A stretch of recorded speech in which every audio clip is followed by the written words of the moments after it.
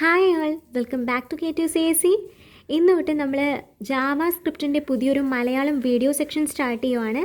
So ഒരു 28 days coding ചലഞ്ചാണ് again plan ചെയ്തേക്കുന്നത്. എല്ലാവരും വാച്ച് ചെയ്യുക. ജാവ സക്സസ് ആയതുപോലെ ഇതും എല്ലാവരും സപ്പോർട്ട് ചെയ്യണം. സോ നമുക്ക് ക്ലാസ്സിലേക്ക് പോവാം. ഓക്കെ, നമുക്ക് ആദ്യം ഫസ്റ്റ് ബേസിക് ആയിട്ടുള്ള ഇൻട്രൊഡക്ഷൻ നോക്കാം.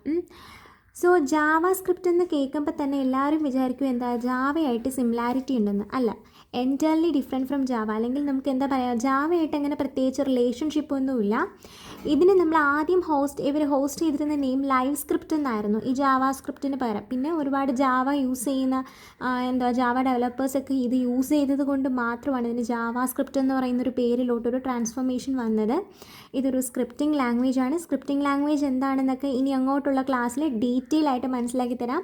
ഫ്രണ്ട് എൻഡ് ബിൽഡ് ചെയ്യാനും ബാക്ക് എൻഡ് ബിൽഡ് ചെയ്യാനും മൊബൈൽ ആപ്പ് ഉണ്ടാക്കാനും ഒക്കെ നമ്മൾ യൂസ് ചെയ്തിട്ടുണ്ട്. വെബ് പേജ് ക്രിയേറ്റ് ചെയ്യാം. ഇവിടെ ഫ്രണ്ട് എൻഡ് ക്രിയേറ്റ് ചെയ്യാനായിട്ട് നമ്മൾ യൂസ് ചെയ്യുന്നത്. ഇപ്പം നമ്മൾ 99% ഫ്രണ്ട് എൻഡ് ക്രിയേറ്റ് ചെയ്യുന്ന ആൾക്കാരെല്ലാം ജാവ സ്ക്രിപ്റ്റ് ആണ് യൂസ് ചെയ്യുന്നത്. പിന്നെ നമ്മൾ ഫ്രണ്ട് എൻഡ് ക്രിയേറ്റ് ചെയ്യുന്ന സമയത്ത് റിയാക്ട് ജെഎസും യൂസ് ചെയ്യുന്നുണ്ട്. ഓക്കെ, ഇനി ജാവ സ്ക്രിപ്റ്റ് കമ്പൈലർ ആണോ ഇൻ്റർപ്രറ്റർ ആണോ അങ്ങനൊരു ഡൗട്ട് വരും അല്ലേ. അപ്പം നമുക്ക് അതെന്താണെന്ന് ഒന്ന് നോക്കാം. അപ്പോൾ ഫസ്റ്റ് ഓഫ് ഓൾ എന്തായി കമ്പൈലർ, എന്തായി ഇൻ്റർപ്രറ്റർ, അതാണ് നമ്മൾ നോക്കേണ്ടത്. കമ്പൈലർ എന്ന് പറഞ്ഞാൽ ഒന്നുമില്ല, നമ്മളിപ്പം ഹ്യൂമൻ റീഡബിൾ എന്നുവെച്ചാൽ ഹ്യൂമന് മനസ്സിലാവുന്ന രീതിയിൽ നമ്മളൊരു ലാംഗ്വേജ് എഴുതും. അതിനെ മെഷീൻ കോഡിലോട്ട് കൺവേർട്ട് ചെയ്തിട്ട് എക്സിക്യൂട്ട് ചെയ്യാനായിട്ട് യൂസ് ചെയ്യുന്ന ആളാണ് കമ്പൈലർ. അതായത് പറഞ്ഞാൽ കമ്പൈലർ എന്ത് ചെയ്യും, നമ്മൾ എഴുതിയിരിക്കുന്ന ലാംഗ്വേജിനെ മെഷീൻ കോഡിലോട്ട് കൺവേർട്ട് ചെയ്യും. അന്നേരം അതിൻ്റെ അകത്ത് എന്തെങ്കിലും എറർ ഉണ്ടെങ്കിൽ അതും റിപ്പോർട്ട് ചെയ്യും. എന്നാലേ അതിന് എന്ത് ചെയ്യാൻ പറ്റത്തുള്ളൂ, എക്സിക്യൂഷൻ ചെയ്യാൻ പറ്റത്തുള്ളൂ. ഇതാണ് കമ്പൈലറിൻ്റെ ഉപയോഗം. ഓക്കെ, അപ്പോൾ കമ്പൈലർ എന്താ ചെയ്യുന്നത്, ഹ്യൂമൻ റീഡബിൾ ആയിട്ടുള്ള ലാംഗ്വേജ്, നമ്മൾ ഇംഗ്ലീഷ് എഴുതത്തില്ലേ പ്രോഗ്രാമിംഗ് ലാംഗ്വേജ്, അതിനെ മെഷീൻ അണ്ടർസ്റ്റാൻഡബിളിലേക്ക് മാറ്റി എക്സിക്യൂട്ട് ചെയ്യാനായിട്ട് സഹായിക്കുന്നു. പക്ഷേ ഇൻ്റർപ്രറ്റർ എന്ന് പറഞ്ഞാൽ അങ്ങനെയല്ല. ഇവിടെ കമ്പൈലേഷൻ നടക്കത്തില്ല. അതായത് ഹ്യൂമൻ റീഡബിൾ ആയിട്ടുള്ളതിനെ ഡയറക്റ്റ് ആയിട്ട് അങ്ങ് എക്സിക്യൂട്ട് ചെയ്യും. ഇതിനിടയിൽ മെഷീൻ റീഡബിൾ എന്ന് പറയുന്നൊരു സംഭവമേ ഇല്ല. അപ്പോൾ തന്നെ നിങ്ങൾ ആലോചിച്ച് ഏതായിരിക്കും ടൈം കൺസ്യൂമിങ്, കമ്പൈലർ ആയിരിക്കത്തില്ലേ. കാര്യം അതെന്താ, അത് ഹ്യൂമൻ റീഡബിളിനെ ആദ്യം മെഷീൻ റീഡബിൾ ആക്കിയിട്ടാണ് എക്സിക്യൂട്ട് ചെയ്യുന്നത് അല്ലേ. അപ്പം കമ്പൈലറാണ് പൊതുവെ എന്താ ഒത്തിരി ടൈം എടുക്കുന്നത് അല്ലേ. പക്ഷേ ഇൻ്റർപ്രറ്റർ എന്ന് പറയുമ്പോഴത്തേനും കുറച്ച് ടൈമേ എടുക്കുന്നുള്ളൂ. അങ്ങനെ നോക്കുമ്പോൾ ഇനിഷ്യലി നമ്മുടെ ജാവ സ്ക്രിപ്റ്റ് എന്തായിരുന്നു, ഇൻ്റർപ്രറ്റർ ആയിരുന്നു യൂസ് ചെയ്തുകൊണ്ടിരുന്നത്. പക്ഷേ അങ്ങനെ യൂസ് ചെയ്ത് ഇതിൻ്റെ പെർഫോമൻസ് കുറവാകാൻ തുടങ്ങി.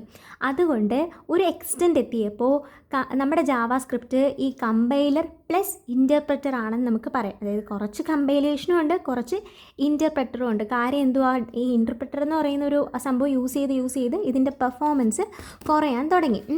അപ്പോൾ ഇവിടെ നമ്മുടെ ജാവ സ്ക്രിപ്റ്റിൽ യൂസ് ചെയ്യുന്ന ഇൻ്റർപ്രറ്റർ ഏതെന്ന് ചോദിച്ചു കഴിഞ്ഞാൽ JIT എന്ന് പറയുന്ന ഇൻ്റർപ്രറ്ററാണ് ജാവ സ്ക്രിപ്റ്റിൽ യൂസ് ചെയ്യുന്നത്. അതായത് ജസ്റ്റ് ഇൻ ടൈം. ഈ പേരൊക്കെ നിങ്ങൾ നോട്ട് ചെയ്ത് വെച്ചോ.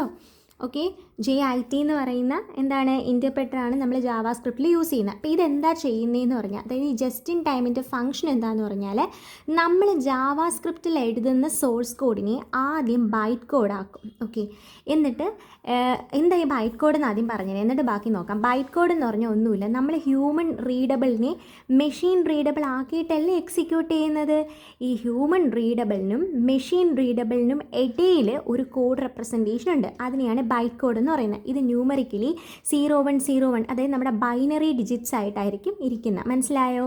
അപ്പോൾ ആദ്യം എന്താണ് നമ്മുടെ JIT ചെയ്യുന്നത്, നമ്മൾ എഴുതിയ ഇംഗ്ലീഷിലുള്ള സോഴ്സ് കോഡിനെ ബൈറ്റ് കോഡ് ആക്കുന്നു. എന്നിട്ട് എപ്പോഴാണോ റണ്ണിങ്ങിൻ്റെ ആവശ്യം, അതായത് റണ്ണിങ് ടൈമിൻ്റെ സമയത്ത് മാത്രം അതിനെ എന്ത് ചെയ്യും, കമ്പൈൽ ചെയ്ത് എക്സിക്യൂട്ട് ചെയ്യും. ഇങ്ങനെ ചെയ്തപ്പോഴത്തേനും പെർഫോമൻസും കൂടി ഫാസ്റ്ററും ആയി. ഓക്കെ, അപ്പോൾ ഇത് ഇത്രയും ബേസിക് ആയിട്ടുള്ളൊരു ഇൻട്രോ ആണ് നമ്മുടെ ജാവ സ്ക്രിപ്റ്റിനെ പറ്റി. സോ എല്ലാവരും വാച്ച് ചെയ്യുക. നെക്സ്റ്റ് വീഡിയോയിൽ നമുക്ക് കോഡിങ്ങും കാര്യങ്ങളൊക്കെ സ്റ്റാർട്ട് ചെയ്യാം. Thank you for watching. Please like, share and subscribe my channel.